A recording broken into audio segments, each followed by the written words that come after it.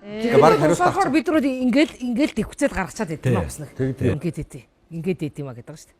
Бас усаарч бас ёрын шүү те. Ёрын. Сонин мэдрэмж.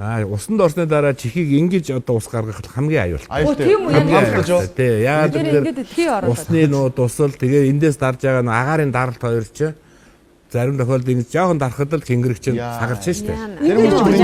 Яг уу хажуу тийшээ харах байрах энэ одоо чихний өмнө омог энэ урдлын тарааг байсан шүү дээ. Энэ одоо энийг энэ тийм наашин шаашны гэж хөдөлгөх байрах. Иймэрхүү хэмжээний хөдөлгөөнөөр чихнийхээ юу те аяанда ингэчээд ингэх бол буруу юу? Ер нь бол энэ бол жоохон аюултай үйлдэл. Нойлын бөглөө гаргаж байгаа юм шиг ингээд яг алганыхаа хонхоо ингээд тийм ээ. Нойлын бөглөө гаргахад тэр бүгдэрсэн юмыг тэр агаарын даралтаар тэр усны даралтын зөрөөгөөр татж байгаа шүү дээ. Тэрнтэй ч ажиллах тэр даралт тэнгэрийн хайсыг одоо харах. Хамгийн зөөн нь ерөөсөө үсрэх.